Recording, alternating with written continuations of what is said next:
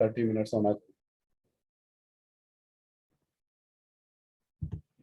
सो recording की वजह से मैं इसे दोबारा यहाँ से एक्सप्लेन कर देता हूँ कि जब भी कोई पेशेंट ने नॉक किया है ईसीजी में आया है, उसके बाद चेस्ट पेन के साथ न्यू पेशेंट है, उससे पहले ही 12 लीड ईसीजी करते हैं जो विद इन 10 मिनट्स ऑफ, और विद इन 10 मिनट्स उसे एस्प्रिन की लोडिंग डोज दे देते हैं अगर वो पहले एस्प्रिन नहीं ले रहा 300 मिलीग्राम या 325 मिलीग्राम्स। दो कंसिक्वेंसेस हो सकते हैं, एक एंड स्टेमी है जो कि क्लियर है, दूसरा non ST elevation acute coronary syndrome है।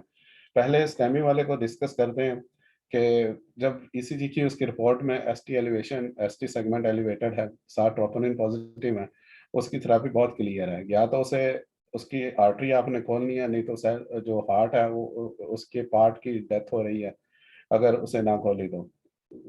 अगर उसे खोलने के दो तरीके हैं, एक तो फिब्रिनोलिटिक थेरेपी है और एक दूसरी कैथेटराइजेशन है। कैथेटराइजेशन विद इन 90 मिनट्स पेशेंट आया या उसकी 90 मिनट्स के अंदर अंदर कैथेटराइजेशन हो जाए, ये स्टैंडर्ड है। अगर 90 मिनट्स तक और विद इन 120 मिनट्स अगर वो पीसीआई पॉसिबल नहीं है तो उसे हमने फिब्रिनोलिटिक थेरेपी दे देनी है जिससे क्लॉट डिजॉल्व होगा, और उसके लिए standard time with in 30 minutes है। जब आपको पता चल गया कि 120 मिनट्स तक इस पेशेंट की कैथेटराइजेशन नहीं हो सकती, इस उसको 30 मिनट्स के अंदर अंदर फिब्रिनोलिटिक थेरेपी दे देनी है। बाद में उसके बाद एडजंक्टिव फार्माकोथेरेपी जो शुरू करनी है, अनफ्रैक्शन हेपारिन देनी है, बाइवलोरेडी देनी है, और P2Y12 इनहिबिटर्स देने हैं लाइक क्लोपिडोग्रेल या टिकाग्रोला। ये तो बहुत क्लियर है। दूसरी साइड पे जो है वो क्लियर नहीं है, उसको आपने फिजिशियन ने का काम ज़्यादा कॉम्प्लिकेटेड इसमें होता है, जिसमें non ST elevation acute coronary syndrome होती है, फिर डिप्रेशन भी होती है।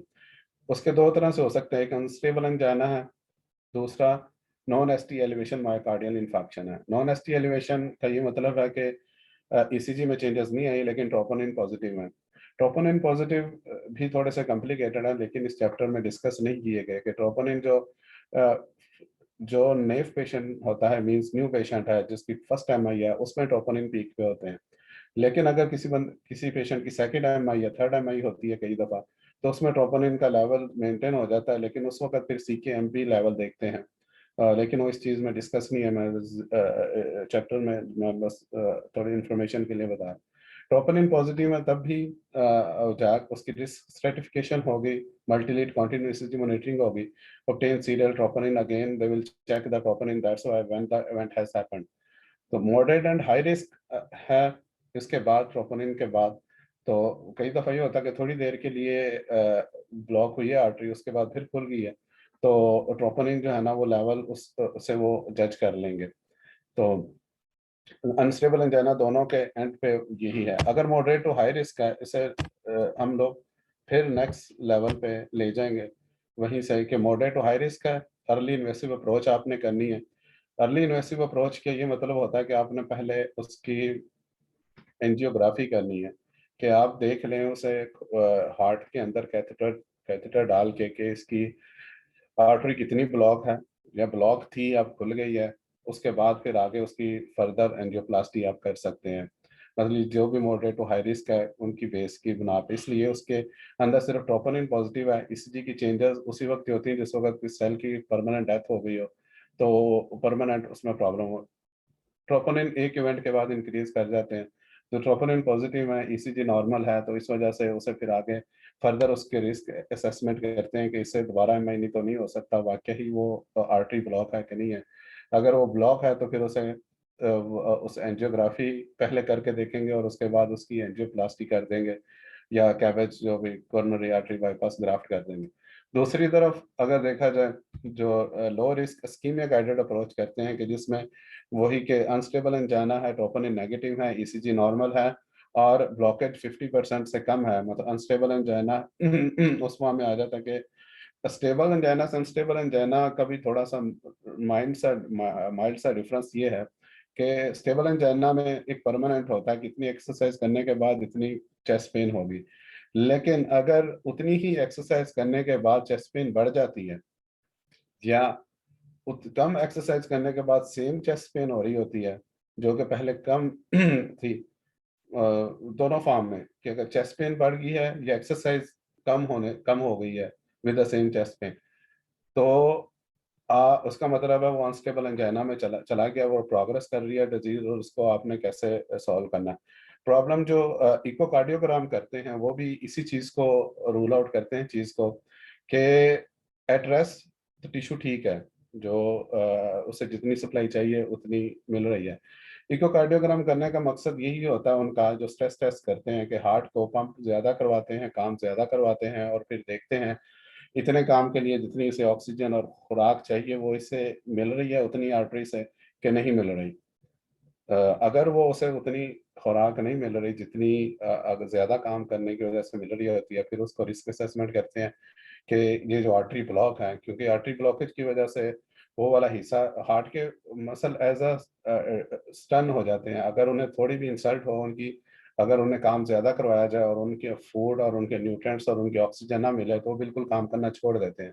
इस वजह से फिर इकोकार्डियोग्राम में वो डिटेक्ट हो जाते हैं। तो फिर वो रिस्क असेसमेंट करने के बाद अगर stress test to evaluate likelihood of coronary artery disease positive stress test आता है, तो फिर भी उसको एंजियोग्राफी करते हैं। एंजियोग्राफी करने के बाद दोबारा देखते हैं कि ये जो ब्लॉकेज है वो कैसी है, वो रिजॉल्व हो सकती है कि नहीं हो सकती, या उसके साथ काम चलाया जा सकता है। अगर वो आगे बढ़ रही है, रिस्क फैक्टर सारे देखने के बाद वो आगे डिसाइड करते हैं whether this patient will go for ischemia guided approach or will go for invasive therapy।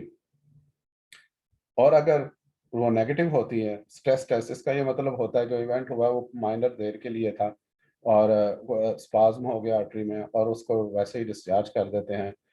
If negative cardiac reason is rule out के कई दफ़ा ये भी होता है चेस्ट पेन किसी और वजह से हो रही होती है, कोई मसल स्पाज्म की वजह से हो रही होती है। जब स्ट्रेस टेस्ट नेगेटिव आ जाता है तो वो बिल्कुल हार्ट को ओके कर देता है। Decision for invasive management STEMI का थोड़ा मैंने पहले भी डिस्क्राइब कर दिया कि विद इन 90 मिनट्स आपने कैथेटराइजेशन करनी है, फिब्रिनोलिटिक थेरेपी आपने देनी है within 120 minutes if PCI is not available, and door to needle time is 30 minute. Non-ST elevation, acute coronary syndrome are treated on the basis of risk, TIMI GRACE. दो scale हैं, 1 to 4 scale टीमी का है, grace का 130 तक है। उससे देखते हैं वैल्यू, उसमें डिफरेंट फैक्टर्स डाल के देखते हैं कि हाई रिस्क पेशेंट है, लो रिस्क पेशेंट है, उस बेस पे अर्ली इन्वेसिव स्ट्रेटजी करते हैं कि कैथेटराइजेशन एंजियोग्राफी जिसे आप कह लें करके देखते हैं इस नियत के साथ के अगर कोई प्रॉब्लम हुई तो एंजियोप्लास्टी कर देंगे। इस्कीमिया गाइडेड स्ट्रेटजी ये होता है कि मेडिसिन पे उसे रहना है पेशेंट को। इनिशियल ट्रीटमेंट इसमें यूजली मोनाबैश होता है कि इसमें आगे वाले ASH नहीं है, लेकिन वो थेरेपी में इंक्लूडेड होते हैं, कैथेटराइजेशन वगैरह में यूजली वो इंक्लूडेड होते हैं। दूसरी ये कॉमन ट्रीटमेंट होता है जो कि कोई पेशेंट चेस्ट पेन के साथ आता है, लेकिन जो पेशेंट के लिए आप चूज कर लेते हैं कि इसने इन्वेसिव गाइडेड में जाना है, इसका मतलब ये होता है इसे कैथेटराइजेशन करते हैं, उसे हम मोनाबैश भी कह सकते हैं। Morphine for morphine, O for oxygen and for nitrogen, A for aspirin, B for beta blocker. आगे ASH का आ जाता है एसी इनहिबिटर, स्टैटिन और हेपारिन। तो अगर वो इन्वेसिव अप्रोच के लिए जा रहा है तो आगे उन्हें वो भी देते हैं। ये तो सेम है दोनों के लिए, और ये बुक ACCB की बुक में भी है। आगे पहले जो है डिस्कस किया गया वो इन्वेसिव अप्रोच को किया गया, जिसमें ड्यूल एंटीप्लेटलेट थेरेपी देते हैं, साथ एंटीकोगुलेशन थेरेपी देते हैं इन्वेसिव अप्रोच के लिए, क्योंकि कैथेटराइजेशन वगैरह करनी होती है तो उसमें कोगुलेशन का रिस्क बढ़ जाता है। कोगुलेशन का सिर्फ ना सिर्फ बढ़ जाता है बल्कि जो आर्टरी ब्लॉक होती है उसके अंदर भी प्लेग के बाद जब बस्ट होता है तो उसके अंदर भी कोगुलेशन हुई होती है, तो वो भी कहीं डिटैच होके ब्रेन में जा सकती है, पीई का लंग्स में जाके पीई काज कर सकती है। तो इस वजह से साथ एंटीकोगुलेशन देनी होती है और एंटीप्लेटलेट थेरेपी भी देते हैं। डिफरेंट चूज करते हैं। इसकी तो ड्यूल एंटीप्लेटलेट थेरेपी में दो आपने चूज करने होते हैं, एस्प्रिन और P2Y12 इनहिबिटर्स में क्लोपिडोग्रेल वगैरह आ जाता है। एस्प्रिन की 300 मिलीग्राम स्टार्टिंग डोज होती है, लोडिंग डोज देने के बाद उसका तो इफेक्ट 15 मिनट 20 मिनट में आ जाता है। P2Y12 इनहिबिटर का इफेक्ट अगर क्लोपिडोग्रेल देते हैं तो 2 आवर्स लेता है, और अगर आप टिकाग्रेल और देते हैं तो उसका विद इन 30 मिनट्स इफेक्ट आ जाता है लोडिंग डोज। उसकी 180 मिलीग्राम लोडिंग डोज है, इसकी 600 मिलीग्राम तक लोडिंग डोज देते हैं। इंट्रावीनस GP2B 3A इनहिबिटर्स, अगर किसी में आपने P2Y12 इनहिबिटर नहीं दिए शुरू करने से पहले, क्योंकि टाइम लिमिटेड होता है, उसके अंदर ही आपने सारे स्टेप लेने होते हैं, ECG भी करनी है, मेडिकेशन भी देनी है, और कैथेटराइजेशन के लिए भी 90 मिनट्स हैं। अगर आपने नहीं दी है तो फिर आप इसको P2B 3A इनहिबिटर्स, प्लेटलेट को, इनको यूज़ करते हैं, और इनको आप उसी वक्त भी स्टार्ट कर सकते हैं, क्योंकि ये भी मेडिकेशन होती है, और साथ ही जिस वक्त आप प्रोसीजर स्टार्ट करते हैं तो फिर उनको उसी वक्त ये स्टार्ट कर देते हैं। और इस फैक्टर्स भी डिपेंड कर रहे होते हैं, कई लोगों के ट्रोपोनिन्स वगैरह ज़्यादा आई हैं, उसमें भी इसको चूज़ करने के होते हैं, लेकिन इन तीनों में से आपने दो भी चूज़ करने होते हैं। और कई दफ़ा आपने उसकी उतनी डोज, लाइक 600 मिलीग्राम डोज होनी चाहिए क्लोपिडोग्रेल के, आपने 300 मिलीग्राम दी है, तो उसके साथ भी फिर आप जो 2B3A इनहिबिटर्स दे देते हैं। इसकी कोई स्पेसिफिक इनमें से दोनों, एस्पिरिन तो मस्ट है, लेकिन बाकी दोनों में से कॉम्बिनेशन भी दे देते हैं और कोई एक भी दे देते हैं। आगे स्टेमी के लिए आपने जो एंटीकोगुलेंट यूज़ करना होता है, जो कि प्राइमरी PCI है, परक्यूटेनियस कोरोनरी इंटरवेंशन, अनफ्रैक्शन हेपरिन या बेवलोरिडीन देनी है। बेवलोरिडीन के रिस्क, ब्लीडिंग के रिस्क फैक्टर थोड़े कम होते हैं, ड्रग थ्रोम्बिन इनहिबिटर है, फ्रैक्शन हेपरिन के थोड़े ज़्यादा होते हैं, तो ये उस बेस पे चूज़ कर लेते हैं, लेकिन मोस्टली अनफ्रैक्शन हेपरिन ही यूज़ होती है 90% time. STEMI with fibrinolytic therapy है। आपने स्टेमी को फिब्रिनोलिटिक थेरेपी, जैसे कि अल्टीप्लेज वगैरह दे के आपने उसकी आर्टरी खोली है, तो फिर अनफ्रैक्शन हेपरिन, एनॉक्साप्रिन और फोल्डापेरिनॉक्स भी दे सकते हैं। फोल्डापेरिनॉक्स आप, और एनॉक्साप्रिन वैसे प्राइमरी PCI में रिकमेंडेड नहीं है। दूसरी जो ऑप्शन है अर्ली इन्वेसिव स्ट्रेटजी की, कि आपने पहले कैथेटराइजेशन करके देखना है कि कितनी आर्टरी ब्लॉकेज वगैरह है। उसके बाद अगर आप देख रहे हैं कि इसकी आर्टरी इतनी ब्लॉक है और इसको कैथेटराइजेशन की ज़रूरत है, स्टेंट डालना है, तो फिर एंजियोप्लास्टी करते हैं, तो उसके लिए क्या अप्रोच है, उसमें आप एनॉक्साप्रिन, बेवलोरिडीन, अनफ्रैक्शन हेपरिन, ये तीनों देते हैं थेरेपी स्टार्ट होने पे। और इसी तरह करके स्कीमिया गाइडेड स्ट्रेटजी में भी एनॉक्साप्रिन, फोल्डापेरिनॉक्स, अनफ्रैक्शन हेपरिन जो है ना वो देते हैं non ST elevation acute coronary syndrome. तो आगे अगला है फिब्रिनोलिटिक थेरेपी की, कैसे एक्सप्लेन किया है कि 120 मिनट्स में अगर कैथेटराइजेशन नहीं होती तो आपने विदिन 30 मिनट्स इसको पेशेंट को फिब्रिनोलिटिक थेरेपी देनी है, और उसकी डोजेज हैं डिफरेंट, के अल्टीप्लेज यूजली यूज होता है, 15 मिलीग्राम का बोलस देते हैं, उसके बाद 0.75 मिलीग्राम पर केजी और 30 मिनट्स देते हैं, और 0.5 मिलीग्राम पर केजी और 60 मिनट्स देते हैं। यूजली अगर इन सारों को कंपाइल करें तो ये 100 मिलीग्राम की डोज बन जाती है। 2 बार 100 मिलीग्राम्स की होती हैं, तो टोटल 100 मिलीग्राम है इसकी मैक्सिमम टोटल डोज यूजली। तो इसी तरह करके रेटिव प्लेस और टेनेक्टिव प्लेस भी यूज़ किए जाते हैं, लेकिन हमारे पास अवेलेबल वैसे अल्टीप्लेस ही है। अच्छा, पहला क्लिनिकल केस है 66-year-old woman with history of MI, hypertension, hyperlipidemia and diabetes mellitus present with sudden onset diaphoresis, nausea, vomiting and dyspnea followed by a band-like upper chest pain, 8/10. It means very severe chest pain. Radiating to her left arm, she had felt well until 1 month ago, when she noticed her typical angina was occurring with less exertion. Same typical angina was occurring with less exertion, which I have already explained to you why. I mean, if it was stable, it means that uh, pain should be same with same exertion. If the pain is same with less exertion, means that it's going towards unstable angina.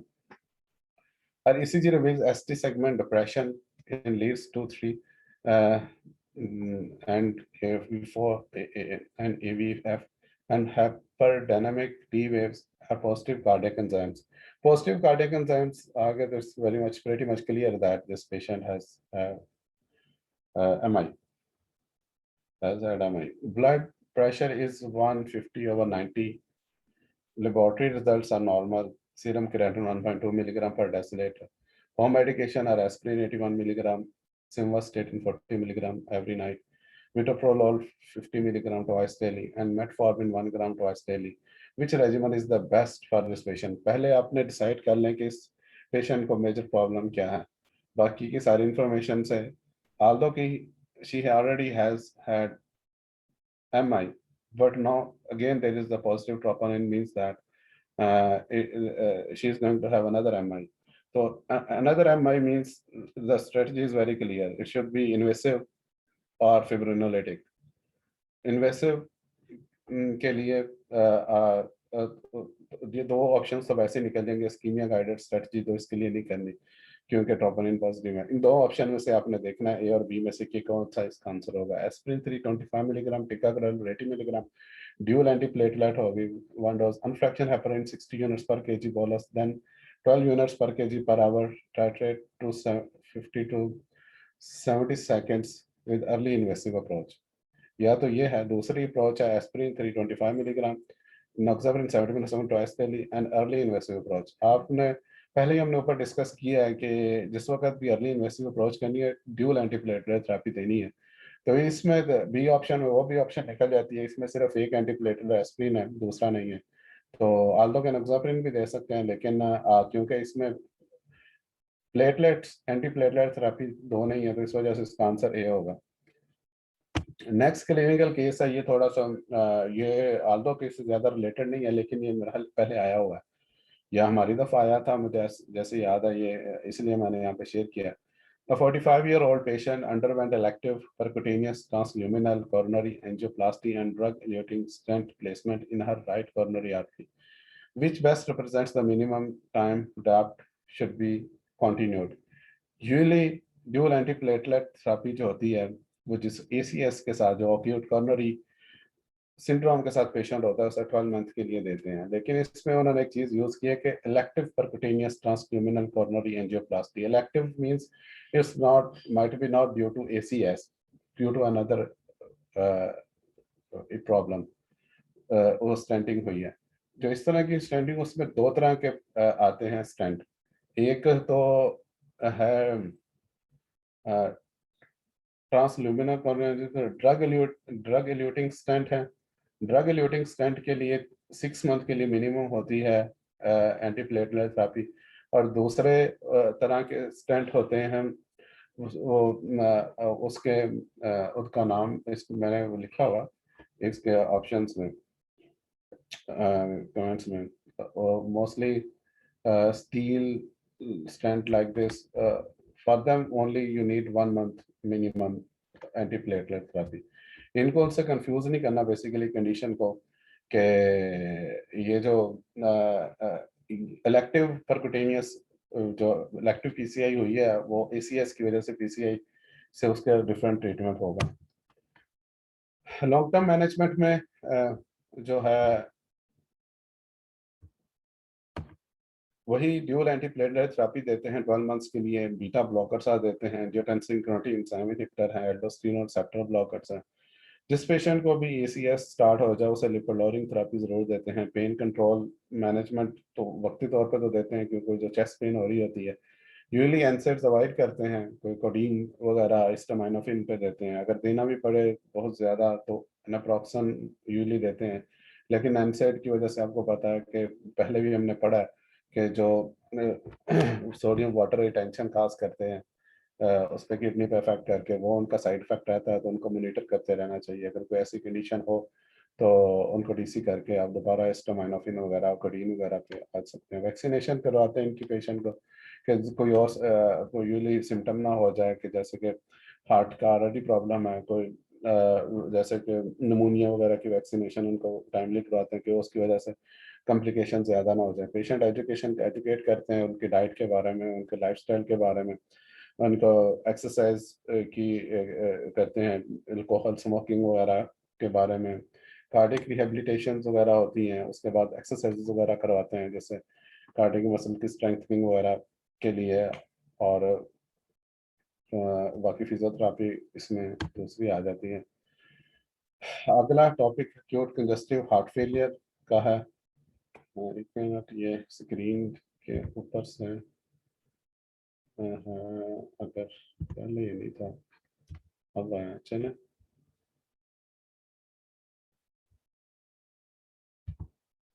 से remove किया जाए। मैंने ऐसे ही continue करता हूँ, मुझे ज़्यादा zoom का आइडिया नहीं है इसे कैसे ऑपरेट करते हैं।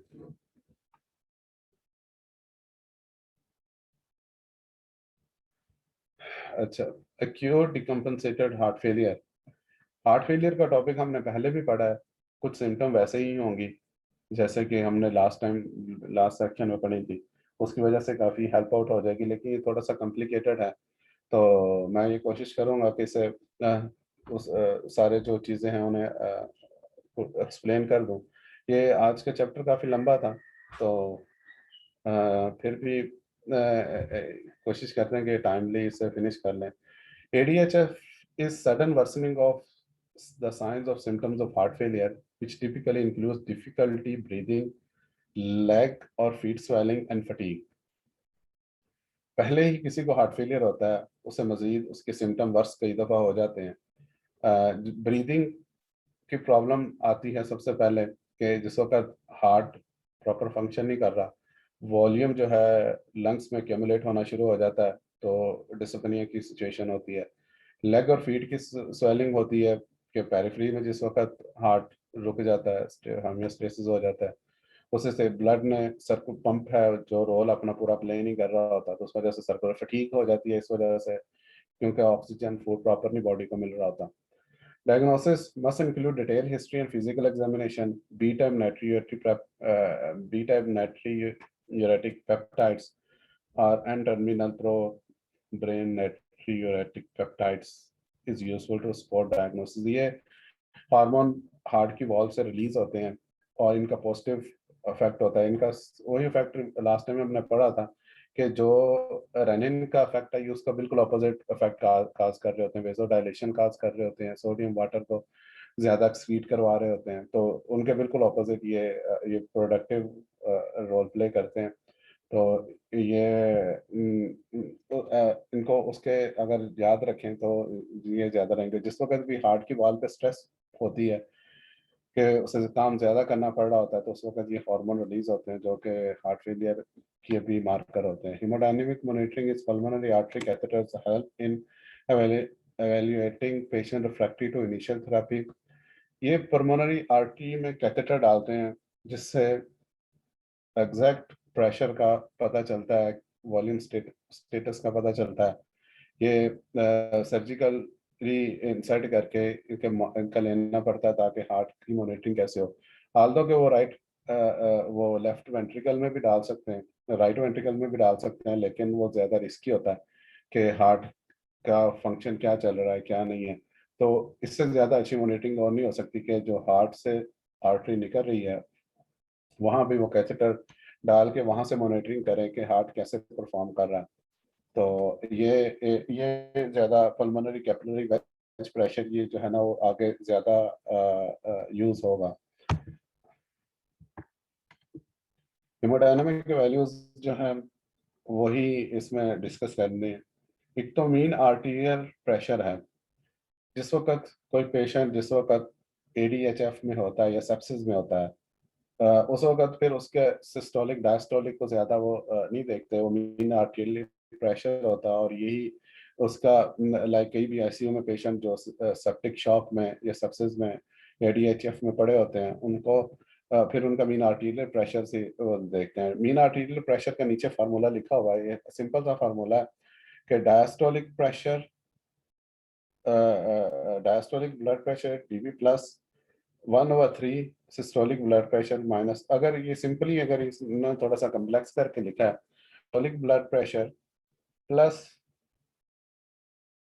2 मल्टीप्लाई, देख याद नहीं रहा कि इसमें 2 multiply by diastolic blood pressure divided by 3 कर दें कि एक सिस्टोलिक ब्लड प्रेशर लें और 2 डायस्टोलिक ब्लड प्रेशर ऐड करके उन्हें 3 से डिवाइड कर दें, तो वो आंसर आएगा मीन आर्टीरियल प्रेशर का। डायस्टोलिक प्रेशर इसलिए 2 लेते हैं कि हार्ट का ज्यादा टाइम डायस्टोलिसिस में निकला है, सिस्टोलिक का टाइम कम होता है, मतलब 1/3 टाइम सिस्टोलिक होता है जिस वक्त हार्ट कॉन्ट्रैक्ट कर रहा होता है, इसलिए डायस्टोलिक को 2 टाइम लेते हैं, सिस्टोलिक को 1 टाइम लेते हैं, दोनों को 3 से डिवाइड कर देते हैं तो मीन आर्टीरियल प्रेशर आ जाता है, जो कि नॉर्मल वैल्यू 80 to 100 होती है। और EDHS में 60 टू 80 और 60 टू 80 सेप्सिस में ये रहती है।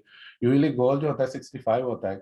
65 अगर मीन आर्टीरियल प्रेशर है, इसका मतलब है कि हार्ट इतना काम कर रहा है, इतना आउटपुट दे रहा है जिससे बॉडी के ऑर्गन पर फ्यूज रहे, ब्रेन पर फ्यूज रहे, किडनी लिवर वगैरह को ब्लड सप्लाई मिल रही है और उनकी डेथ नहीं होगी, कि वो डैमेज नहीं होंगे। तो 65 जो बेस लाइन होता है कि उससे कम अगर चला जाए तो फिर परेशानी हो जाती है कि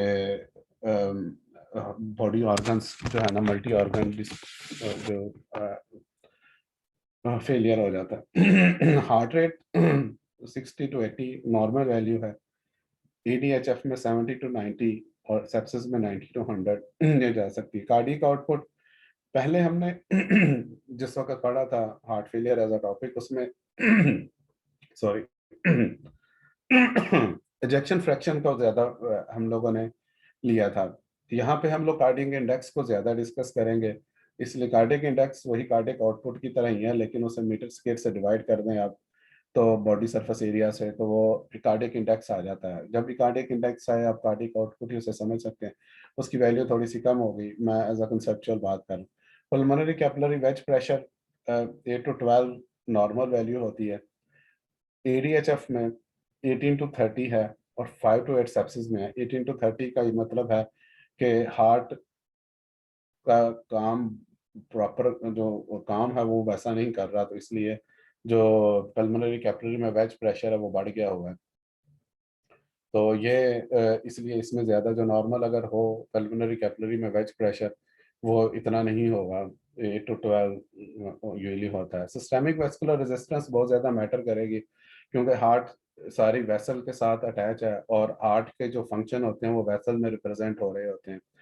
हार्ट का आउटपुट कम होता है तो पेरिफेरल वेजो कंस्ट्रिक्शन हो जाती है। ऑटोमेटिक बॉडी का सिस्टम है जो कि रेनिन से एक्टिवेट होता है, ताकि अगर वॉल्यूम बॉडी में कम है, वो ये बॉडी समझ लेती है कि वॉल्यूम कम है तो वेजो कंस्ट्रिक्शन की जाए, ताकि मैक्सिमम जो ब्लड है वो सेंटर में जाए, जो कि वाइटल ऑर्गन्स हैं, लिवर ब्रेन किडनी, वो परफ्यूज रहे, उन्हें वॉल्यूम मिलता रहे। तो सिस्टेमिक वेस्कुलर रेजिस्टेंस उसको मेजर कर रहे होते हैं कि पेरिफेरी की रेजिस्टेंस वेसल्स की कितनी है, जो के उसके कार्डियक इंडेक्स या कार्डियक आउटपुट के नतीजे में वो आगे बढ़ रही होती है। सेंट्रल वीनस प्रेशर कई दफ़ा कैलकुलेट करते हैं, लेकिन इसमें ये ज़्यादा यूज़ नहीं होगा। ये नीचे उनके सारों के फार्मूले लिखे हुए हैं। इसको डिटेल में डिस्कस करने की इतनी ज़रूरत नहीं है, जो ज़रूरी थी वो मैंने आपको एक्सप्लेन की है। क्लिनिकल प्रेजेंटेशन जो है वो ये है कि patient with acute decompensated heart failure can be categorized into 4 subsets on the basis of fluid status, cardiac function. 4 subsets में उन्हें डिवाइड किया जाता है। एक तो उस के बॉडी में फ्लूइड कितना है, दूसरा के कार्डियक कैसा परफॉर्म कर रहा है, हार्ट कैसा फंक्शन कर रहा है। वेट और ड्राई आप बताएगा कि बॉडी में वॉल्यूम स्टेटस क्या है। अगर बॉडी ड्राई है इसका मतलब है वॉल्यूम यू वॉल्मिक है या कम है। वेट है तो इसका मतलब है कि हाइपर वॉल्यूम है, वॉल्यूम ज्यादा बॉडी। मैंने कहा था कि पेरिफेरल वेस्कुलर रेजिस्टेंस जो है वो हार्ट के फंक्शन के साथ रिलेटेड होती है। अगर अगर अगर तो heart is performing well, body will be warm, कि हर एक बॉडी के ऑर्गन को, हर एक पेरिफेरीज को, मतलब यूजली शिन्स और इस पे चेक करते हैं कि वार्म है कि कोल्ड है, शिन्स और एंकल्स इनको, ये क्योंकि पेरिफेरी में आ जाते हैं। फिंगर्स वगैरह को नहीं देखते, तो मतलब पाँव वगैरह को, इनको क्योंकि ये सेल्फ रेगुलेटरी इनका टेम्परेचर होता है, लेकिन शिन्स और एंकल्स वगैरह का जो टेम्परेचर होता है वो control by the blood supply. उसमें वार्म और कोल्ड का ये मतलब होता है कि अगर वार्म है तो मीन्स उन्हें ब्लड मिल रहा है, कोल्ड है तो इसका मतलब उन्हें ब्लड नहीं मिल रहा। वार्म है तो इसका मतलब है कि वेस्कुलर रेजिस्टेंस ज़्यादा नहीं है, पेरिफेरल वेस्कुलर रेजिस्टेंस ज़्यादा नहीं है, इसलिए ब्लड की सप्लाई नॉर्मल है। अगर कोल्ड है तो इसका मतलब है पेरिफेरल वेस्कुलर रेजिस्टेंस बहुत ज़्यादा है, क्लैम्प डाउन है और उसमें ब्लड सप्लाई बिल्कुल नहीं है। और अगर ब्लड सप्लाई होती तो ब्लड गर्म होता है, वो टेम्परेचर रेगुलेट कर रहा होता बॉडी का, तो उसमें जो है सर्कुलेशन अच्छी होनी थी। आगे इनको तफसील से हम लोग डिस्कस करते हैं। कंजस्शन, एलिवेटेड पीसीडब्ल्यूपी, अगर बॉडी में वॉल्यूम ज़्यादा है तो पीसीडब्ल्यूपी ज़्यादा होता है। Dyspnoea, exertion at rest. Dyspnoea मैंने आपको जो वॉल्यूम ज़्यादा है वो लंग्स में जिस वक्त एक्यूमुलेट हो जाता है तो सांस नहीं सही तरह से लिया जाता। रेस्ट पे भी हो सकता है, एक्सर्शन से भी। ऑर्थोपेनिया, ऑर्थोपेनिया भी यही है कि अगर आप बैठे हुए हैं तो जो फ्लूइड है वो लंग्स के बॉटम पे एक्यूमुलेट हो जाता है। तो लेकिन अगर आप जब लेटते हैं तो पूरे लंग्स में वो फैल जाता है, जिस वजह से पोजीशन चेंज होने की वजह से आप सांस में प्रॉब्लम आती है। पैरोक्सिस्मा नॉक्टर्नल डिस्पनिया, और मोस्टली राइट के वक्त भी उन्हें इसी वजह से ही सांस लेने में प्रॉब्लम होती है कि जिस वक्त लेट जाते हैं तो वो जो फ्लूइड होता है लंग्स के पूरे में फैल जाता है और सांस लेने में प्रॉब्लम होती है। पेरिफेरल एडिमा हो जाता है। रेल्स रेल्स की साउंड भी वॉल्यूम ओवरलोड की वजह से आती है लंग्स में। अर्ली स्टाइटी नोजिया, वॉमिटिंग होती है क्योंकि हार्ट सही तरह से काम नहीं कर रहा, तो हार्ट ने ही ब्लड सप्लाई करना था वेस्टरल ऑर्गन्स को और डाइजेशन करवानी थी और वो और इन्हें मूव करना था। उस वजह से वो भी चीज़ें जो हैं सारे फंक्शन रुक जाते हैं, तो वॉमिटिंग वगैरह, डाइजेशन प्रॉपर नहीं हो रही होती और वॉमिटिंग वगैरह की फीलिंग होती है। असाइटस भी है, यही है कि पेरिटोनियल कैविटी में फ्लूइड एक्यूमुलेट होना शुरू हो जाता है। हेपेटोमेगाली, स्प्लेनोमेगाली, सारे ऑर्गन जो कि जिनकी रेगुलेशन हो रही थी through the circulation of the blood, they all are affected. Jugular venous distension, ये बड़ा इंपॉर्टेंट पार्ट होता है। ये जो जगुलर की वेन होती है, इसकी डिस्टेंशन, इसमें भी फ्लूइड एक्यूमुलेट होना शुरू हो जाता है और ये यहाँ पे नज़र आती है जिस वक्त हार्ट फेलियर का ये बहुत सिम्टम है कि पर्टिकुलरली राइट हार्ट फेलियर जिस वक्त होता है तो ये जगुलर वेन डिस्टेंशन इसको मेजर करके उसकी सीवियरिटी का आइडिया लेते हैं। हेपेटोजुगुलर रिफ्लक्स, ये सारा वाइसरल का प्रॉब्लम है। हाइपोपरफ्यूजन का ये मतलब होता है कि कार्डिक आउटपुट लो है। कार्डिक आउटपुट लो है इसका मतलब है बॉडी को ब्लड सप्लाई कम मिल रही है। उसकी वजह से जो कॉन्सिक्वेंसेस होते हैं, fatigue, altered mental status, sleepiness, cold extremities, worsening renal function, narrow pulse pressure. Narrow pulse pressure का ये मतलब होता है कि जिस वक्त मैंने आगे एक्सप्लेन किया कि पेरिफेरल वेजो कंस्ट्रिक्शन हो जाती है तो डायस्टोलिक और सिस्टोलिक ब्लड प्रेशर में फ़र्क बहुत कम रह जाता है। इवन डायस्टोलिक, जिस वक़्त डायस्टोल हो रहा होता है हार्ट, उस वक़्त भी आर्टरीज़ रिलैक्स नहीं करती कि उनमें कोई ब्लड आ जाए। उनकी कोशिश ये होती है कि सारा ब्लड जो है ना वो वाइसरल ऑर्गन को जाए, तो वो क्लैंप डाउन होती हैं। मतलब ये भी होता है कि नैरो पल्स प्रेशर में 110/100 जो है वो 100/110 मीन्स उनका कई दफ़ा आता है ब्लड प्रेशर कि मतलब सिर्फ 10 मिलीमीटर मर्करी का डिफरेंस होता है डायस्टोल और सिस्टोलिस में। इस वजह से होता है कि उन्हें सही तरह से ब्लड सप्लाई, वो कार्डियक आउटपुट कम है और जितना ब्लड है वो जो वाइटल ऑर्गन्स हैं उनको जला रहा है। हाइपोनाइट्रीमिया, हाइपोटेंशन, हाइपोनाइट्रीमिया, ये सारे उसके आ जाएंगे। ये वाली स्लाइड सबसे इम्पोर्टेंट है, अगर इसकी समझ आ जाएगी तो आपको इंशाल्लाह सारी चीज़ें जो है ना वो क्लियर हो जाएंगी। जो हार्ट फेलियर में चीज़ें डिस्कस होती हैं। नीचे पीसीडब्ल्यूपी है कि जो पल्मोनरी कैपिलरी वेज प्रेशर है और इस तरफ कार्डियक इंडेक्स है। जैसे जैसे पल्मोनरी कैपिलरी वेज प्रेशर बढ़ रहा है इसका मतलब है कि बॉडी में फ्लूइड बढ़ रहा है इस तरफ से, और जैसे जैसे कार्डियक इंडेक्स वो बढ़ रहा है, कार्डियक इंडेक्स, तो वो इसका मतलब नॉर्मल की तरफ जा रहा है। जितना कम है कार्डियक इंडेक्स इसका मतलब है ये अब नॉर्मल है। इसमें से जो नॉर्मल, इसका मतलब है कि ये कार्डियक का जो सेक्शन है ये नॉर्मल है क्योंकि कार्डियक इंडेक्स मैक्सिमम होना चाहिए और pulmonary capillary wedge pressure 8 to 12 या 15 होना चाहिए। तो ये आइडियल बॉक्स है। किसी भी बॉक्स में पेशेंट है उसका पल्मोनरी कैपिलरी वेज प्रेशर या कार्डियक इंडेक्स किसी भी बॉक्स में, हमारी कोशिश ये होनी चाहिए कि उसे कैटेगरी 1 में लेके आया जाए।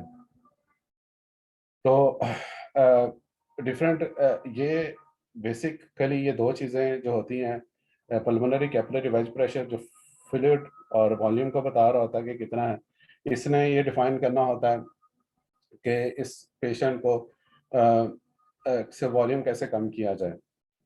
इसने ये बताना होता है कि इस पेशेंट का कार्डिक आउटपुट कितना है और उसे उस हिसाब से उस तरफ शिफ्ट करें। अगर पहली स्टेज जो सबसे सिंपल है उसमें देखें कि इस स्टेज में पल्मोनरी कैपिलरी वेज प्रेशर जो है वो नॉर्मल होगा, लेकिन कार्डिक आउटपुट जो है वो कम हो गया। कार्डिक आउटपुट कम होने की वजह से बॉडी हाइपोपरफ्यूज्ड है, बॉडी में पूरा ब्लड जितना चाहिए उतना नहीं जा रहा था और सिस्टेमिक वेस्कुलर रेजिस्टेंस बढ़ जाती है और बॉडी कोल्ड हो जाती है। इस वक्त आपको मतलब एक इंटरवेंशन की ज़रूरत है कि आपने वेसोडाइलेटर लेने हैं ताकि आपका जो ब्लड है वो ये कोल्ड से वार्म की तरफ स्विच हो जाए कि वेसोडाइलेटर लेने की वजह से। मतलब सिंपल किस तरह से आपने वो जो पैथोफिजियोलॉजी में इसलिए बता रहा हूँ कि आपने को पता चले प्रॉब्लम ये है, it needs to be fix. अगर सेकंड में आ जाए आप तो वार्म एंड वेट है, ये इन दोनों में एक एक चीज नॉर्मल है। इसमें ड्राई है बॉडी, ये नॉर्मल है। इसमें वार्म है बॉडी, ये भी नॉर्मल है। इसमें प्रॉब्लम सिर्फ वेट है, इसमें प्रॉब्लम सिर्फ कोल्ड थी जिसको फिक्स किया था। इसमें प्रॉब्लम वेट की प्रॉब्लम है। आपने इसको में सर्च करने के लिए आपने सिर्फ उसका वॉल्यूम रिड्यूस करना है, आपने बॉडी में से ब्लड का जो वॉल्यूम है वो कम करना है। तो पल्मोनरी कंजेशन इसी वजह से हो जाती है कि वॉल्यूम जो है वो लंग्स में एक्यूमुलेट हो जाता है। आप डायूरेटिक दें तो इसको इस बॉक्स में आप स्विच कर सकते हैं। ये वाला बॉक्स सबसे कॉम्प्लिकेटेड होता है, इसमें ना तो कार्डियक इंडेक्स उतना है, ना पल्मोनरी कैपिलरी वेज प्रेशर आपका रेंज में है। मींस बॉडी वेट भी है और कोल्ड भी है, ना हार्ट से एक तरह से फंक्शन कर रहा है, ना ही जो वॉल्यूम बॉडी में है वो पूरा है। तो सबसे जो टास्क होता है कि इसको कैसे मैनेज किया जाए, ये जो कोल्ड एंड वेट की सिचुएशन होती है। तो इसको आगे उन्होंने थोड़ा सा एक्सप्लेन किया हुआ है, क्योंकि ये आपके जहन में होगा तो आगे वाली स्लाइड आपको समझ आएगी। पहला वही जो मैंने डिस्कस किया था, warm and dry, normal parameter सारे कुछ हैं। अगर उसका cardiac index 2.2 litre per minute से ज़्यादा है और पल्मोनरी कैपिलरी वेज प्रेशर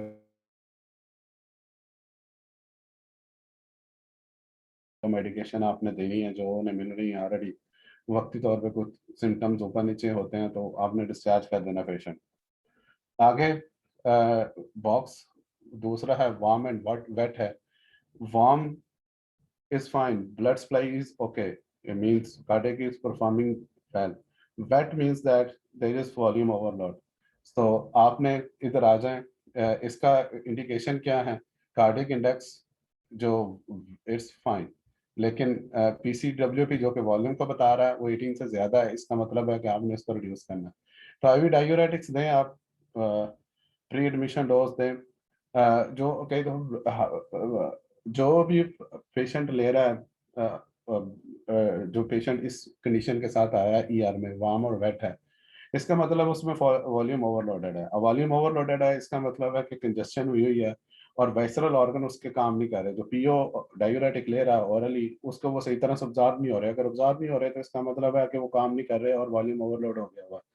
आपने इस वक्त उसे आईवी डायूरेटिक देना है, यूजली 2.5 टाइम्स उसकी डोज इतनी अगर वो ले रहा है, लाइक 80 मिलीग्राम वो ले रहा है, आप उसे 200 मिलीग्राम फ्यूरोसिमाइड दे सकते हैं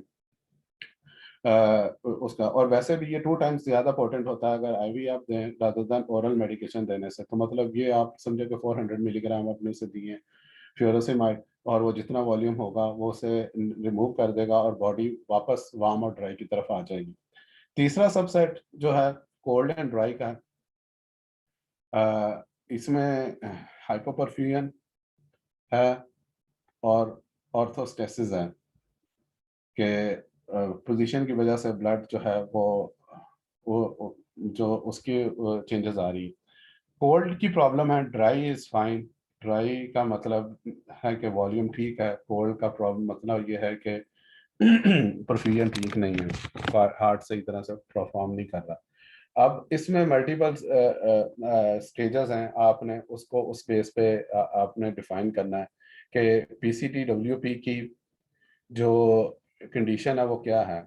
आल्दो कि ये ड्राई है, लेकिन ड्राई किस रेंज में है, कितना ड्राई है, तो उसका आपको पता चलेगा कि यू वॉल्यूमिक है, कि जितना वॉल्यूम होना चाहिए उतना ही है या उससे भी कम है जितना वॉल्यूम होना चाहिए। फिर उसके बाद हार्ट की कंडीशन देखेंगे, हार्ट किस लेवल पे परफॉर्म कर रहा है, क्योंकि स्टेटस कोल्ड है तो इसका मतलब है कि हार्ट से इतना से परफॉर्म नहीं कर रहा। If PCWP is less than 15 millimetre mercury, IVF until IV fluid आपने देना है until PCWP 15 to 18 millimetre mercury आ जाए। पहले नंबर पे इस कंडीशन में अगर आपने PCWP के देखना, इसे बताएगा कि इस पेशेंट में जो है वो हार्ट तो चलो ठीक है परफॉर्म नहीं कर रहा, लेकिन वॉल्यूम भी उतना है जितना होना चाहिए। अगर वो उससे कम है तो पहले नंबर पे आप वॉल्यूम दें, ताकि ब्लड वॉल्यूम भी उतना हो, वो हार्ट को सपोर्ट करेगा। ब्लड अगर अगर अगर हार्ट का फंक्शन कम है और ब्लड का वॉल्यूम भी कम है, तो इसका मतलब है कि कुछ जो कोल्डनेस है वो वॉल्यूम कम होने की वजह से भी है। अगर हर एक बॉडी के पार्ट को ब्लड सप्लाई मिल रही है, तो इसका ये मतलब है कि volume is also playing a role. अगर PCWP 15 से कम है तो आपने पहले IV फ्लूइड देना है जब तक वो 15 से 18 तक आ जाए। अगर PCWP 15 से ज्यादा है, इसका मतलब है कि this patient has good volume, you volume. आगे आप देखना है कि सिस्टोलिक ब्लड प्रेशर कम है। SBP सिस्टोलिक ब्लड प्रेशर को आपने देखना है, अगर तो वो 90 से कम है सिस्टोलिक, IV आइनोट्रॉप्स देंगे, इसका मतलब है कि आपको हार्ट को स्ट्रेंथ की ज़रूरत है, वो हार्ट पंप करेगा और हार्ट जो है वो वॉल्यूम ज़्यादा सर्कुलेट करने की कोशिश में होगा। दूसरी भी कंडीशन यही है कि PCWP 15 मिलीमीटर मर्क्यूरी से ज़्यादा है और सिस्टोलिक ब्लड प्रेशर 90 है या 90 से ज़्यादा है, तो फिर आपको ज़्यादा वेज़ोडायलेटर देने चाहिए, आर्टीरियल वेज़ोडायलेटर, जो कि इस कोल्डनेस की कंडीशन को ख़त्म करेंगे, ताकि ब्लड सप्लाई जो है ना वो, इसका ये मतलब है कि हार्ट हार्ट का जो फंक्शन, आल्दो के ये नॉर्मल फंक्शन तो नहीं है, इसको जज करने की वजह से ही जो रिफ्लेक्स वेज़ोकंस्ट्रिक्शन हो गई है, आप वेज़ोडायलेटर दे के उन्हें खोलेंगे और वॉल्यूम इक्वली डिस्ट्रीब्यूट होगा और जो कोल्डनेस की कंडीशन है वो रिजॉल्व होगी। और कई दफ़ा वॉल्यूम जो होता है वो सारा लंग्स में जमा हो गया होता है, इस वजह से हार्ट फेलियर के सिम्टम आ रहे होते हैं। जब आप वेज़ोडायलेटर देंगे, वॉल्यूम जो कि एक्स्ट्रा वॉल्यूम है, जो कि पेरिफेरल वेज़ोकंस्ट्रिक्शन की वजह से लंग्स में एक्यूमुलेट हो गया, वो लंग्स से निकल के वेन्स में आ जाएगा। प्लस माइनस वेज़ोप्रेसर्स आप दे सकते हैं, ये डिपेंड करता है उस पे। लास्ट वाली कोल्ड एंड वेट वाली सिचुएशन जो सबसे वर्स्ट सिचुएशन होती है, इसमें मल्टीपल थेरापीज देनी होती हैं। उसके जो है सारे मोस्टली PCWP 18 से ज़्यादा होता है, कार्डियक इंडेक्स 2.2 से लेस होता है। और इसमें भी अगर आप वही सिचुएशन है, अगर सिस्टोलिक ब्लड प्रेशर 90 से ज़्यादा है तो वेज़ोडायलेटर दें, अगर उससे कम है तो आइनोट्रॉप प्लस माइनस वेज़ोप्रेसर्स। ये तो आप जिस ये सिचुएशन सबसे वर्स्ट होती है, और इसे जितनी आसानी से ये सारी चीज़ें लिखी हुई हैं, लेकिन इसकी लाइक डायूरेटिक्स आपने शुरू में नहीं देने। डायूरेटिक्स आपने पहले वेसल को डायलेट करना है, उसके बाद एनालाइज़ करना है कि वॉल्यूम पूरा है कि नहीं, उसके बाद अगर वॉल्यूम ज़्यादा है तो फिर डायूरेटिक्स दें। PCDWP तो ज़्यादा हुई हुई है और पेरिफेरल वेज़ोकंस्ट्रिक्शन की वजह से भी ज़्यादा हो जाती है। तो इस वजह से आपने पहले उसे एनालाइज़ करना बॉडी को पूरा, उसके बाद फिर आपने जो थेरेपी पहले इनकी वेज़ोडायलेटर देंगे, उसके बाद देखेंगे कि उसका PCDWP ड्रॉप हुआ कि नहीं हुआ, अगर नहीं हुआ फिर आप वेज़ोडायलेटर दें, फिर आइनोट्रॉप्स दें, फिर वो सारी चीज़ें जो हैं वो उस पे आएँगी।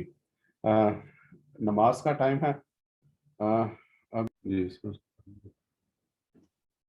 जी, हमने हाँ, यहाँ से छोड़ा था कि अपने ये असल में केस उन्हीं से लिंक्ड है, जो पहले हम डिस्कस किया अभी रिसेंटली, EDHF के जो उसके पैथोफिजियोलॉजी वगैरह होती है। स्टार्ट करते हैं। 72 years old man admitted to hospital for heart failure. तो इसकी अपनी क्लियर कर दूँ।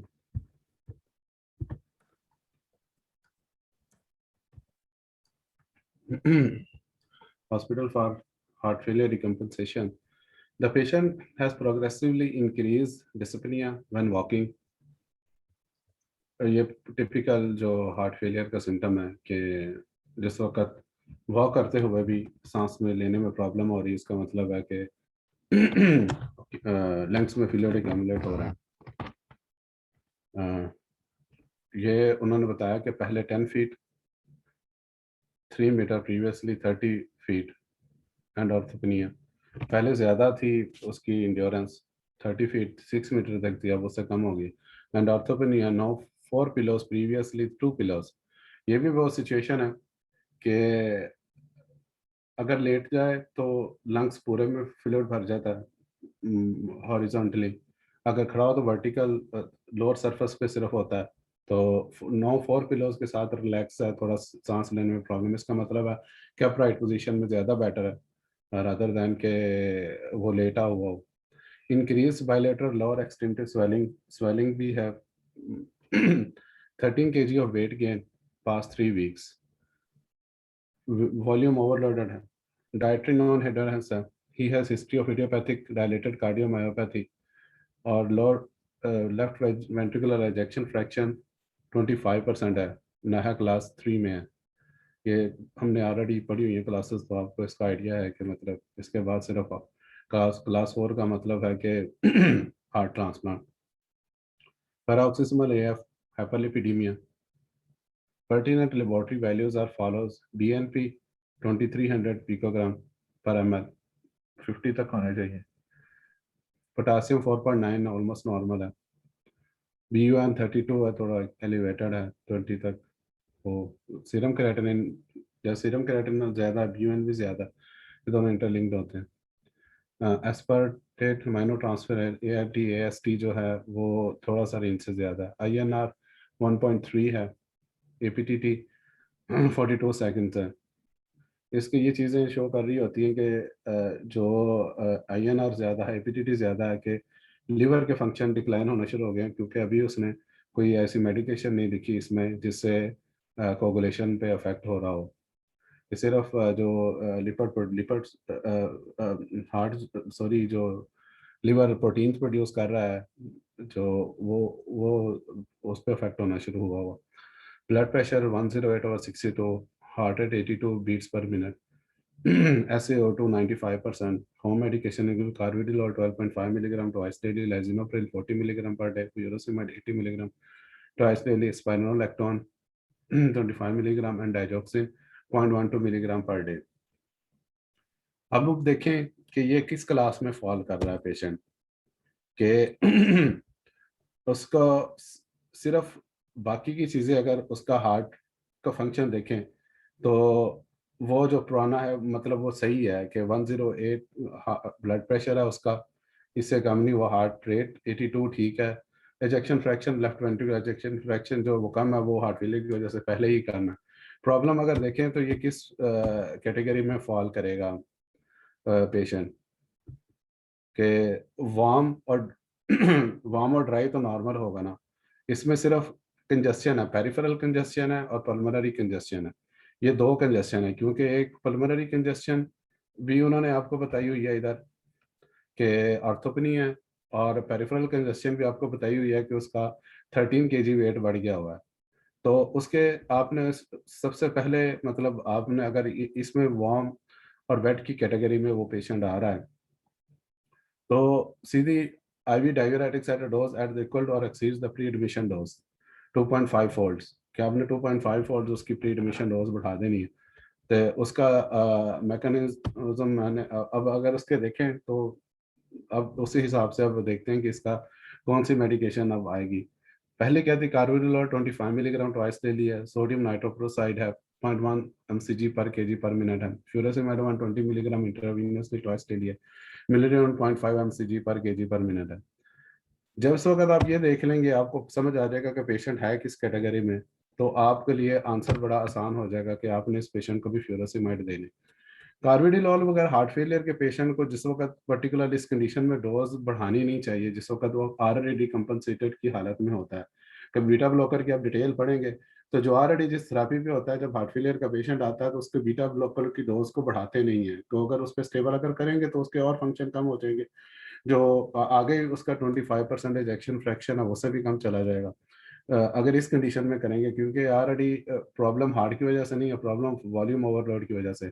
तो आपने पहले वॉल्यूम को शिफ्ट करना है कि वॉल्यूम को कम किया जाए, और एज पर हमारी इस क्लासिफिकेशन के ये वार्म और वेट में आता है कि 2.5 फोर्स जो भी प्री एडमिशन डोज उसकी होगी उसे 2.5 डोज अगर करें, तो ये देख लें कि अगर आप पहले वो पेशेंट अगर ले रहा है फ्यूरोसिमाइड 80 मिलीग्राम, तो मतलब उससे जो ज़्यादा है ना वो ट्वाइस 80 मिलीग्राम ट्वाइस डेली दे रहा है, तो 120 मिलीग्राम इंट्रावीनसली आ जाएगी। 120 मिलीग्राम इंट्रावीनसली का ये मतलब है कि ओरल के हिसाब से और 2 टाइम्स पोटेंट है।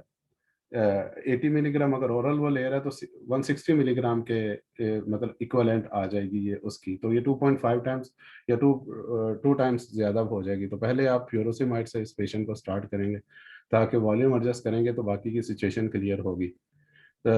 वेज़ोडाइलेटर सोडियम नाइट्रोक्लोराइड वगैरह देने का फ़ायदा नहीं है, क्योंकि ऑलरेडी पेशेंट ने वॉल्यूम गेन कर लिया है, वेट गेन कर लिया है, एडिमा ऑलरेडी है।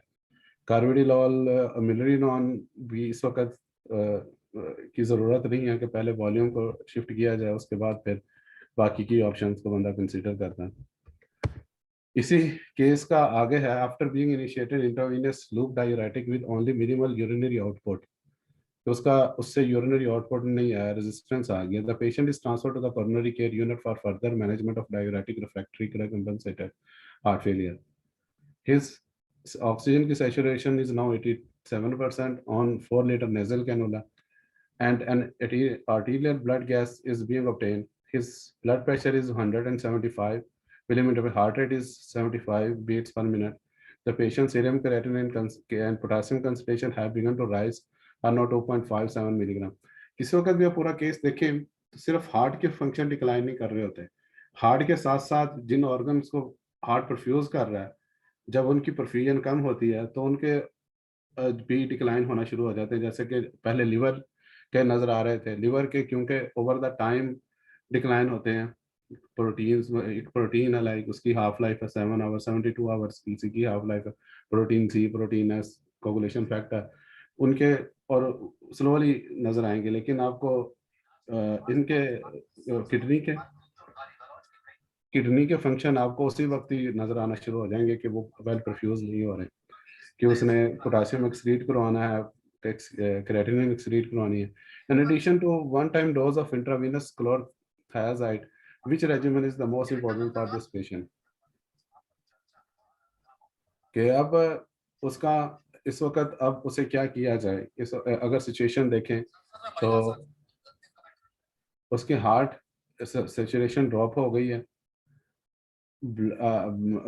उसके जिस वक्त सैचुरेशन ड्रॉप हुई है इसका मतलब है कि हार्ट पे भी इफेक्ट हो रहा है, कि हार्ट को भी सैचुरेशन कम जा रही है। तो पहले नंबर पे इस वक्त हार्ट रेट 75 बीट्स पे आ गया हुआ है। इस कंडीशन में एज पर जो इन्होंने आंसर किया कि पहले आप हार्ट को सपोर्ट करने की ज़रूरत है, कि अब आप हार्ट को सपोर्ट करें थोड़ा, और नाइट्रोग्लिसरीन दें जो कि बेसिक कॉर्नरी आर्टरी को भी डायलेट करेगी और दूसरी आर्टरीज को भी डायलेट करके हार्ट पे आफ्टर लोड वगैरह कम करेगी। तो बॉडी की जो परफ्यूजन है सिस्टम उससे थोड़ा बेटर होगा। सोडियम नाइट्रोक्लोराइड इसलिए नहीं देंगे कि साइनाइड पॉइजनिंग हो सकती है इससे, तो क्योंकि किडनी ऑलरेडी फंक्शन डिक्लाइन हो रहे हैं, तो उसमें अगर कैमुलेट होगी तो दोनों ऑप्शन वैसे दे सकते थे। तो विटामिन मिलरिनॉन इससे नेक्स्ट कंडीशन में देंगे जिस वक्त और भी जो है ना ये सिचुएशन डिटीरियरेट होगी। अगर देखा जाए तो ये पेशेंट जो है अब जो उसके वेट ही है, लेकिन थोड़ा सी कोल्ड की सिचुएशन में जो ये बंदा जा रहा है, तो लेकिन सिस्टोलिक ब्लड प्रेशर वगैरह को देख के तो ये आईवी वेज़ोडाइलेटर डायूरेटिक्स उसे पहले ही दे दिए थे आपने इधर, तो सिस्टोलिक ब्लड प्रेशर अभी उसका अच्छा है, तो आपने उसे आईवी वेज़ोडाइलेटर की तरफ लेके आना है। ये कोल्ड एंड वेट की कंडीशन की तरफ पेशेंट जो है ना एक्चुअली जा रहा है, तो ये इस सेक्शन में फॉल करेगा। तो उसके बाद अगर ये ना काम किया तो उसके बाद फिर अगली ऑप्शन डोब्यूटामिन और आइनोट्रॉप्स की वो जो है वो अगर इससे 90 मिलीमीटर मर्करी से नीचे उसका आता है तो अभी अगर सिस्टोलिक ब्लड प्रेशर अभी उसका ब्लड प्रेशर 110 और 75 है। मोस्टली जो क्वेश्चन अगर आपने अगर उसे सही तरह से स्टडी किया हुआ है तो आपके क्वेश्चन क्लियर होते जाते हैं। तो इसलिए मेरी कोशिश ये होती है कि जो पीछे सेक्शन है उसे अच्छी तरह से एक्सप्लेन किया जाए। अगर वो आपको उनके कॉन्सेप्ट क्लियर हैं तो ये जो क्वेश्चंस हैं ये विल मेक अ सेंस कि क्यों ये नहीं दे रहे, विटामिन क्यों नहीं दे रहे, मिनरल क्यों नहीं दे रहे, क्योंकि अभी हार्ट इतना काम कर रहा है कि उसे इस तरह से सपोर्ट की ज़रूरत नहीं है। आगे हाइपर एक्चुअली इसके आगे अगला जो टॉपिक था वो कार्डियक अरिथमिया का था। वो काफ़ी लंबा और कॉम्प्लिकेटेड टॉपिक है। तो वो मैंने इंटेंशनली स्किप किया है कि अगर पढ़ाया जाए तो सही तरह से पढ़ाया जाए। तो नहीं तो किसी रोज़ एक एडिशनल सेशन रख के उसमें वो किया जा सकता है कवर। जो आगे एक छोटा टॉपिक था वो हाइपरटेंसिव क्राइसिस का है, हाइपरटेंसिव इमरजेंसी का है। मैंने कि ये प्रोलॉन्ग ना कर जाए, ऑलरेडी ऑलमोस्ट 1 आवर से ज़्यादा हो गया होगा। तो ये दो हाइपरटेंसिव क्राइसिस में दो चीज़ें आती हैं, हाइपरटेंसिव इमरजेंसी और हाइपरटेंसिव अर्जेंसी। इमरजेंसी वो सिचुएशन होती है कि ब्लड प्रेशर इतना बढ़ गया है कि वो किसी ऑर्गन को डैमेज कर सकता है। ब्रेन हेमरेज हो सकती है, मतलब रेटिना को डैमेज कर सकता है, और हार्ट को डैमेज कर सकता है। तो वो वाली सिचुएशन जो है वो इतनी ज़्यादा इसे हाइपरटेंसिव इमरजेंसी कहते हैं। Severe elevation in the blood pressure usually greater than 180 और 120 with evidence of new or worsening target organ damage, requires immediate blood pressure lowering, not necessarily to normal range, to prevent the limit further target organ damage. ज़रूरी नहीं होता कि मतलब 180 और 120 से उसे directly आपने 120 और 80 पे ले आना है। ये ज़रूरी नहीं होता, लेकिन उसे एटलीस्ट इतने लेके आना है कि जिससे ऑर्गन को डैमेज ना हो, ऑर्गन को बचाया जा सके वो जो ब्लड प्रेशर ज़्यादा होने की वजह से। हाइपरटेंसिव अर्जेंसी ऐसी सिचुएशन होती है with severe blood pressure elevation in otherwise stable patient without acute और impending changes in target organ damage और डिसफंक्शन। इतना ज़्यादा ब्लड प्रेशर नहीं होता अर्जेंसी में कि जिससे कोई ऑर्गन डैमेज हो, लेकिन ब्लड प्रेशर ज़्यादा होता है। पहले पेशेंट स्टेबल था तो अब उसका ज़्यादा, तो उसमें देखेंगे अर्जेंसी का कोई लिमिट नहीं इसलिए लगाई उन्होंने कि डिफरेंट लोगों में डिफरेंट ब्लड प्रेशर होता है कई दफ़ा। कई लोगों का स्टेबल ही 70, समझे कि आप 100 ओवर 70 पे रहता है। अगर ऐसे बंदे को का ब्लड प्रेशर 130 ओवर 90 हो जाए तो वो भी बहुत ज़्यादा है। लेकिन दूसरी तरफ एक पेशेंट है उसका ब्लड प्रेशर 180 ओवर 120 ओवर 80 रहता है, तो उसका 130 और 1 होगा तो उसको इतनी ज़्यादा प्रॉब्लम नहीं है। तो इसलिए urgency patient to patient vary करेगी कि उसका पहले कितना था और अब कितना है, तो उस हिसाब से उसकी आगे मैनेजमेंट होगी। Short term risk is not as high, therefore blood pressure reduction occurs over several days, not immediately. इसमें कोई प्रॉब्लम नहीं होती वक्त वक्त के साथ उसे कम करने blood pressure. Goals and treatment: hypertensive emergency goal is minimize target organ damage safely by rapid recognition of the problem and early initiation of appropriate antihypertensive treatment. Uh, Patient are usually admitted for intensive care unit and close follow-up. Lower MAP, mean arterial pressure, by no more than 25% in first hour. 25% से ज़्यादा map आपने कम नहीं करना mean arterial pressure, क्योंकि एक body आपकी already adjust कर चुकी होती है एक हाई ब्लड प्रेशर पे, आपका ब्रेन प्रोफ्यूज उस पर हो रहा होता है एक रिस्पॉन्स के तौर पे। अगर आप सडनली उसे करेंगे कम तो उससे भी डैमेज हो सकती है। तो इस वजह से 25% से ज़्यादा पहले आवर्स में कम नहीं करना। आप मतलब 180 पे से आपने डायरेक्टली 120 पे नहीं लेके आना। लाइक 25% अगर आपने कम करना है तो 160 पे ले आए उसे, 150 slowly in 1 hour, वो भी over 1 hour. Then reduce systolic blood pressure to 160 millimeter mercury, diastolic blood 100 to 110 over 2 to 6 hours.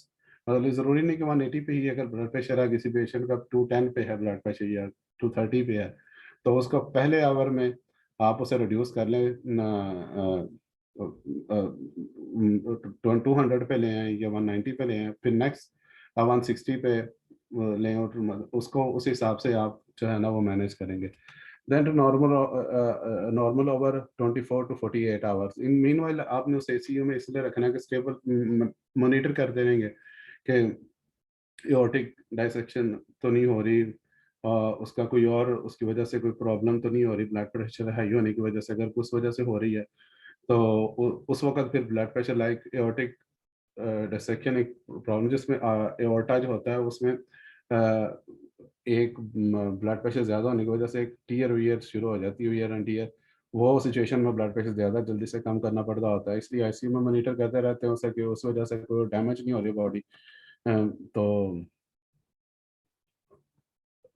उस फिर ब्लड प्रेशर जो है ना मॉनिटर करें और बॉडी को मॉनिटर करें ताकि कोई मज़ीद नुकसान ना हो। हाइपरटेंसिव अर्जेंसी ट्रीटेड बाय रीइंस्टेशन और intensification of anti hypertensive drug. कई दफ़ा पेशेंट एंटी हाइपरटेंसिव मेडिसिन पे होता है लेकिन वो छोड़ी हुई होती है, इनकम्प्लायंस होती है, या वो ले रहा होता है, बॉडी ज़्यादा रेजिस्टेंट हो जाती है उस मेडिकेशन से, तो उन्हें डोज बढ़ानी पड़ती है। No indication refer to ED, immediate reduction in blood pressure, ED hospitalisation. आप उन्हें ईडी में रेफर करने की ज़रूरत नहीं होती, प्लस उन्हें मेडिकेशन को एडजस्ट करते हैं। और मेडिकेशन ऐसे यूज़ होती हैं जो मेडिकेशन इनकी डिटेल है, वैसे वेज़ोडाइलेटर, सोडियम नाइट्रोक्लोराइड, नाइट्रोग्लिसरीन, हाइड्रोलाज़िन, एनालाप्रिलेट, फेनोल्डोपाम, निकार्डिपिन, ये मोस्टली मेडिकेशन यूज़ करते हैं वेज़ोडाइलेटर के तौर पे। एंड एड्रेनर्जिक इनहिबिटर्स, एस्मोलॉल, लाबिटालॉल, फेंटोलामिन, सारे साइन सिम्टम्स देख के फिर उस हिसाब से मेडिकेशन स्टार्ट करते हैं कि किस पेशेंट को किस तरह से ट्रीट किया जाए। अगर हार्ट रेट ज़्यादा है, हार्ट बीट ज़्यादा है, तो बीटा ब्लॉकर की तरफ आ जाते हैं। अगर वैसे ब्लड प्रेशर ज़्यादा है, हार्ट रेट वगैरह नॉर्मल है, तो फिर ज़्यादा वेज़ोडाइलेटर वगैरह देते हैं। यूजुअली सिस्टोलिक अगर एक होता है हार्ट बीट अगर 90 से ज़्यादा है तो बीटा ब्लॉकर प्रेफर करते हैं, 90 से कम है तो सॉरी 90 से ज़्यादा है तो बीटा ब्लॉकर, 90 से कम है तो यूजुअली वेज़ोडाइलेटर देते हैं। वेज़ोडाइलेटर देने से हार्ट रेट भी बढ़ जाता है क्योंकि पेरिफेरल वेज़ोडाइलेशन जो होती है रिफ्लेक्स टैकीकार्डिया काज करेगी। अगर ऑलरेडी पेशेंट का हार्ट रेट 110 120 पे है, वेज़ोडाइलेटर दे देंगे वो और 140 150 पे चला जाएगा। तो ये आपने इसमें से चूज़ करना होता है कि आपने दोनों में से पहले क्या स्टार्ट करना है और कैसे देना है, बाकी के सारे ऑर्गन्स को देखे। इसी से रिलेटेड केस है, ये 56 year old white woman with a long history of hypertension because of non-adherence and recent diagnosed heart failure, 35% present to local ED with blood pressure 210 over 120 millimeter mercury. Heart rate is 105 beats per minute. She states that she felt a little lightheaded, but that she now feels okay. She ran out of her blood pressure medication, including hydrochlorothiazide, carvedon, and lisinopril 3 days ago. Her current laboratory values are within normal limits. Which medication is best for this patient?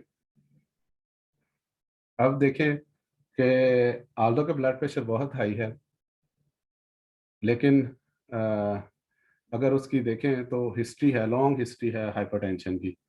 जिस बंदे की long history हो hypertension की, 210 और 120 millimetre mercury भी कई दफ़ा उन्हें वो डैमेज नहीं कर सक रहा होता कि जिस बंदे की पहले ऑलरेडी ब्लड प्रेशर की हिस्ट्री ना हो।